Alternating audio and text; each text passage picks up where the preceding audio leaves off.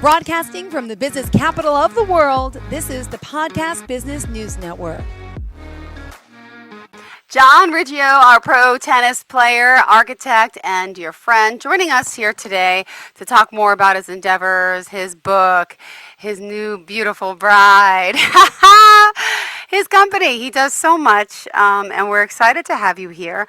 And where are we going to start for today? Today, I think I have some very nice stories. I think I was remembering a lot of tennis stories from the past, and in the recent weeks, I had talked about some present things going on in my personal life and some nice stories. But today, I'd like to talk about a piece of the tennis playing that I haven't talked about before. This is something completely new. Uh, what was happening is, for one, my tennis stories last year in 2025, I made a book, and it's called My Own Court, The Life Story of Tennis Legend John Riggio. It shows from when I was very young to the present time, stories of how my tennis playing developed and how I also was involved in my professional architect career as I was playing tennis, providing income for me. And the stories are very good. The book is very clean, simple. It's good for young readers, older readers. If you're also someone who maybe was like a teenager in the 80s, you'd really like things that you're familiar with. And but what was happening also, I had some very interesting stories of my girlfriend back then, Delilah, and there was some really wild things going on. What was happening first, just to start in chronological order, my girlfriend Delilah, who was such a nice female, she's very talented. She won a beauty contest in the neighborhood we lived in. We lived in the same neighborhood, which was Jericho, New York, on Long Island. And she was someone who always went to work every day. She used to work at Anthony on in the mall. And she unfortunately had parents that were a little extreme for her. They got her involved with a lot of adult entertainment. A lot of it was they used her to pay the bills. And I think the fact of that basic thing wasn't really what was corrupting her prom. I don't know what it was, but as I started to go out with her at a young age, I initially, the mother, the father, they both liked me. And I think over time, someone must have gotten into the their lives somehow and really affected Delilah. And she was, I think one interesting thing about Delilah was she was in the same path as a lot of females I know. And even entertainers like myself who received this thing with the black Mercedes Benz. I think when I was young, I received a black Mercedes Benz, and the idea was for me to drive it around. But the problem with driving it around was, since I was a young boy, not a girl that can get away with anything or didn't have problems, I, in fact, had too many infractions to drive a car. They wouldn't let me drive it, which is typical of any young boy. And, so that might have saved my life, because I didn't realize it 2 years later that gift of the car, if I drove it around, very possibly my car would get rammed. Because with the memories I was thinking about some female entertainers I know. They always are given this black Mercedes, and this black Mercedes is really like something very cruel to do to somebody, because there's 100% chance when someone is driving a black Mercedes that they're gonna get rammed so hard. And 100% of the time, they all got rammed really hard. Delilah got rammed in the car. In fact, her father was driving the car, and they ended up in the hospital. And she had to have an operation on her ribs. They had to put a pin in her ribs. And this is at a young age. Since she started her entertainment through the father and the mother doing adult entertainment, they gave her this car as a gift, and it was a sign that she was successful. In fact, she showed me a whole stack of her videos in her bedroom that she had. And but she really didn't like doing that kind of work too much. She was very simple, very innocent. She didn't care too much about that kind of adult work. She knew she was forced to really do it to raise money for the family. But this thing with the Mercedes was a very sad issue because she did get rammed in it. And then I know from Uh, some other entertainers, they end up getting rammed in their black Mercedes. And I remember one in particular, um, they never drove a car again after that. So they got this uh, gift knowing they're doing very good. It's really expensive looking. And it turned out to be like a practical joke on them, which is really sad. The sad thing is I received one of those cars too, but luckily, since I'm a boy, I did not get to drive it around. So I was saved from that problem, which is really the strangest story that very possibly would have ended my tennis career very early at a yeah. certain point. And I think so this happened to Delilah too at a young age. She wasn't even didn't have a driver's license yet. Wow. She was already a young star. Hmm. But what happened with that particular family is that things got more and more extreme. Um, what happened is, well, her father was really from Shanghai, China, and they used to raise chickens in their house just as like something to get like a little extra hobby, and they used to kill them and eat them. So what happened? They got into this father's life, and they had this thing with kidnap. They had this gay lover, Oh my and gosh. then one day his gay lover. It turned out Delilah had told me the story, crying that they have all these children in the basement kidnapped. So I think it was like crying out for help. So what I did was I did call for help, and I think I had said the whole story. I don't want to say the whole story over, Mm-hmm. but I was able to get them freed. I called for help, and they had official authorities come in and save all those kids. Ah.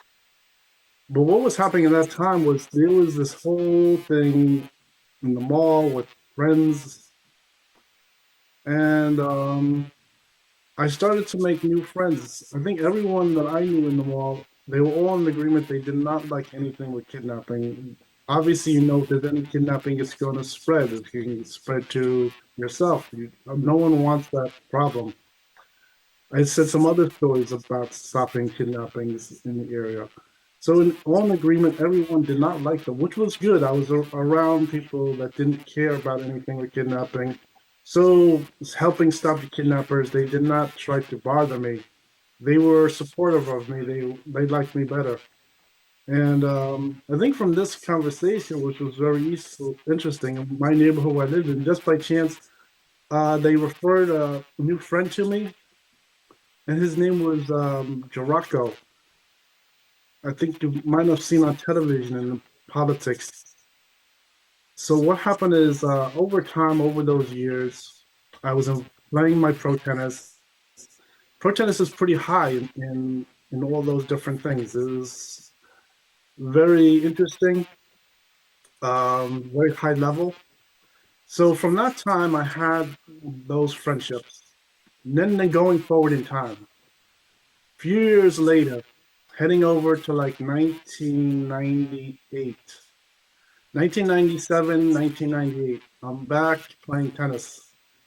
My contract is bought over by John Kellogg. So John Kellogg was the youngest of my sponsors. And I think the one thing about him being the youngest of my sponsors, he sort of met the worst problems and really was trying to learn fast on what to do about it. One thing he encountered is as I started playing for him and I was older, but I was still winning a lot of those tournaments, he was getting threatened. Every time I won a tournament and he got a lot of money for the job and everything was great, he started to get threatened. He told me someone threatened him with a handgun, they were making threats to him on the telephone, death threats to him all the time. And so he wasn't sure what to do. So he had to ask back through the channels where he is what to do. And he hired a bodyguard. So he hired a bodyguard, and the bodyguard was there for a number of weeks, months. I don't know how long he was there. But as we played, John Kellogg was trying to pick up learning how to do the sponsorship. I think this thing with the tennis sponsorship is sort of better if you're much older in age. He wasn't even that much older than me. I think he was, I don't know if he was 5, 6 years older than me or something like that. He wasn't that many years older than me doing this. And I just thought it was good that he was really trying to do this for me because, it was difficult to get your contract going and your plan going, but he was willing to do this. He put the money into it and he was trying to get things going. I think as you start to win the matches, I start to ask questions, about cars and things like that, or but he was starting to learn. So he very interesting was learning all these things, and unfortunately, as he was learning and I was playing good, I was winning the matches. He was getting threatened. He did not like this. It was putting his life into a big problem. So his security guard that he hired quit. I don't know what the reason why he was. Maybe he was feeling he didn't want to help him anymore. I have no idea what the reason was, but he left the job. So he didn't know what to do. So he started making some phone calls. He called over to the family's college, Northwestern University. They have this whole department with the security, and they couldn't help him at all. They had no way to give him any advice, which was very strange. He started to get himself into a game, sort of very interesting, a high level game that I was doing sometimes, was making phone calls and using up all my credits to make different phone calls, and hopefully things work out. So this was the college that he called that was telling him not to call him back, and I'm back again. So he was already getting into that interesting thing because he was much younger. He wasn't really that many years older than me, and so which was very interesting. So he, at that point, he sort of asked me. He said, "Do I know anyone that could help him?" So I just thought about it a minute, and I said, "Yes, I do know. I know Draco," and I give him the phone number. I think might have called Draco on the phone at this time. I don't remember. Like years ago, I had so many phone numbers, high level phone numbers. I had everyone's mobile phone number. After the little downfall in '99, I lost all my numbers, my phone numbers. I don't have any of them anymore. But years ago, I had so many phone numbers, so I can get this phone number. I can call them up, and after I put them two together, John Kellogg and Draco, he hired him, and John Kellogg was there with me, and he was saying very emotional on the phone that he just hired the A team to defend himself, from getting hurt, from being threatened for no reason. We were honest sport players there. We were doing everything legally correct, but the people who were losing in the sports in the ATP, they were threatening to kill him, which was very serious. It was coming out very clearly with him, and which was pretty sad. But this whole thing with the security guard Draco, which I had made friends with years ago, with all those things with the LIDA.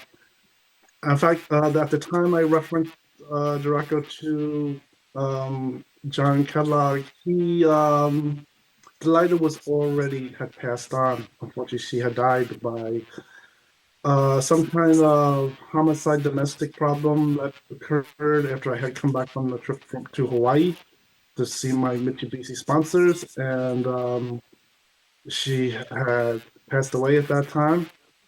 So this is very interesting. So now John Kellogg has his security.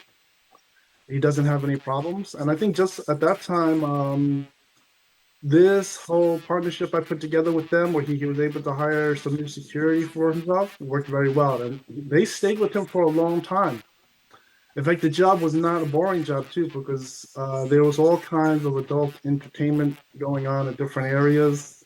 So the job I got, my friend who was in security, I got him this job, and there was a lot of fun available for him too. It wasn't a boring job, although it was dangerous. It wasn't a boring job, and I didn't put the connection together that somehow him getting this job with high level people, with John Kellogg knows Helmsley and everything like that. because I saw the political turmoil going on a number of years ago on television, and he was there. His other stuff was Bennett. So what's happening is that was really very interesting.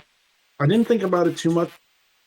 I think the whole thing with referencing the security professional director was really to do good, honest things, and obviously it was. It was just very simple, helping him. So people wanting to attack him could not get to him, could not kill him, things like that. It was really very simple, and but that was very good. I think personally myself, I did not have a security guard because whatever they threatened to John Kellogg, they could come over to me and try to do the same thing. I think over the years I hadn't said that people were trying to maybe shoot at me, threaten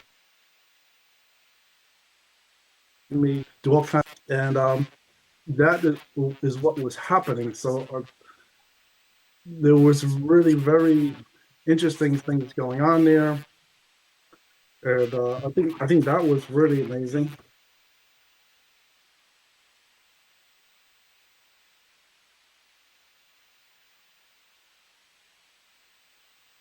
Hi, So I did we think lose you? There you go. There you go. Though. So I think with the dangers that was happening, I think just talking about them with the dangers of John Kellogg, there was a danger that was really very serious that took. Um, I had talked about some other events that happened, but I think if you want to watch those movies, you see those movies by a guy named Generis. There's this guy named Generis. He made a series of movies that were very adult. They had a lot of adult actors in there too, just to make it interesting because Okay. there's fun going on. But I think the system of what was going on there was very serious.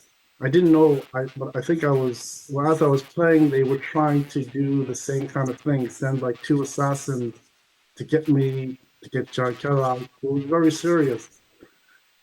I was young, I could handle anything. I did not care. I think one time what happened is I uncovered this plot where they ended up sending two assassins to try to kill me. And the two assassins, I wasn't sure what country they were from. There's all kinds of countries. Usually, when you're growing up, you're involved with certain types of groups of people. You not necessarily know all like 110 different groups of people. But it turns out, as I was taking the subway, there was a male and a female, and they didn't say their origins, but just by chance they talked to me on the subway. I think if you're on the subway, you're taking a subway car someplace, do you usually talk to someone next to you? No, most people would never talk to someone next to them. But I'm there, I'm wearing my sweats, I have my tennis rackets with me, it's early in the morning. And the guy talked to me for a while, then the female lady talked to me for a while. As this is happening, they thought maybe I was like maybe dumb or something. But I ended up calling the authorities about it, Oh my gosh. and each one of them ended up getting caught. Mm-hmm. The lady, thinking that she is like just a spotter watching, she was very dangerous. She ended up having a handgun right in her bag. Oh my gosh. Yeah, so thinking now I'm going to take the subway every day, talking to people, Wow. and they're wondering what's going on. And I'm telling them, I'm going to the tennis center. I'm a pro tennis player. I think somehow some people had like a cell phone back there. It was too early for me to have a cell phone. Most people did not have a cell phone yet. I think maybe she might have had a cell phone. She could research on the cell phone, and which is very interesting. So this was really like a case of someone sending two people to maybe identify who it is, see if I'm someone they want to get rid of, and then maybe just shoot and kill me. And I think they were threatening me, and I didn't listen to them.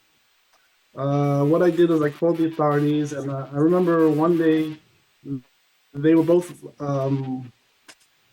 taken into custody separately. The second one was the female, and she was threatening to shoot me right in the chest, Oh right through my her bag. She gosh. was going to shoot me right through her bag. Yeah. But what happened is I had the authorities picked her up right there on the subway.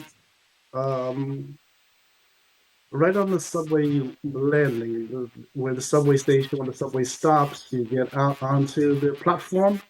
So right on that subway platform, yeah, I did see them arrest her, and they took the handgun right out of her bag very clearly. So what she was saying that she had the handgun and wanted to shoot me right there was the truth, and they did show proof that the handgun was right there. And this was another thing, but this was sort of very similar to those movies you watch where they send two people to try to assassinate me, and lucky I didn't. They weren't able to do it. I was all alone. I had to call for help myself. I had no Yeah. security guards or anything. And I think over time, a lot of times this issue came up about if John has any security guards around him, and usually they know I can just handle it myself. They don't really say I really need a security guard. I think only in Yale, after we were doing the story, we're going to Yale Cottage. The idea of having someone around them is more like an insurance for the cottage that they weren't going to have a problem, which was a very interesting story. But otherwise, in everyday playing tennis, they knew that they could stick me in there. Even on court 33, they know I was there around dangerous people, Yeah. and that I can make it through. So that's what really happened. And that was a really interesting story. So I think that is one thing about things like the dangers that were going on, and all the things of them getting threatened. And I think, unfortunately, the story with the John Kellogg, I think the threats to him, it sort of succumbed to him that he didn't want to really um, take my contract anymore. That's why he ended up putting it up for sale. The threat, he was a little younger. I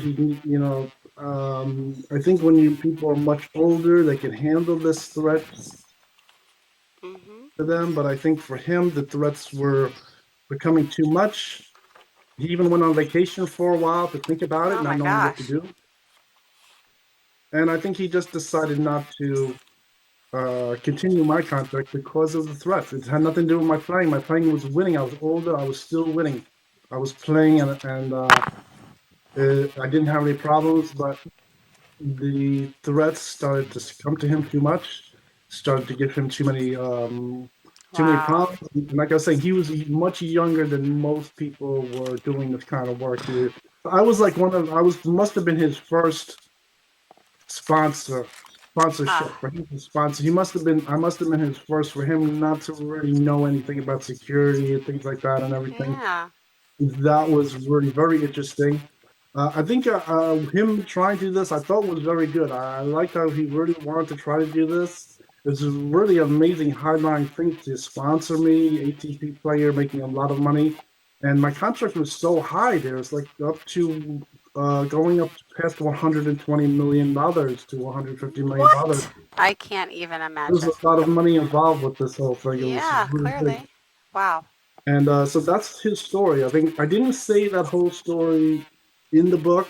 I couldn't detail everything. I didn't want to make it too extremist story or too much where it's not ready for everyone to read. So I could just say here on the podcast what it was. But even saying those stories on the podcast, it's the same. It's the same idea. We were doing good things. He was doing everything legally, and yet as we won matches in the ATP, there was a third party that kept threatening him, sending people to try to kill him, and, Mm. and that's what was happening. Unbelievable. All right. Well, we still got a minute and a half left, so unfortunately, we got to kind of wrap it up, John, and tell our listeners how to reach you. Ooh. Just go on www.johnriggio.com. You can go onto my Facebook page, or my ex has a large following for John Riggio and has all my tennis information on there. Thank you so much. And wow, quick question: honeymoon plans? Where are we going? Anywhere soon? Hawaii, When is that? very soon, next few weeks. Yay! Enjoy. All right. Well, we'll talk more about it next week. I can't wait to hear the plans. I'm sure you're gonna have a whole itinerary laid out. I know you. It's so thorough. Well, thank you again for being here, joining us, and goodbye, everyone. Tell Cherry hello.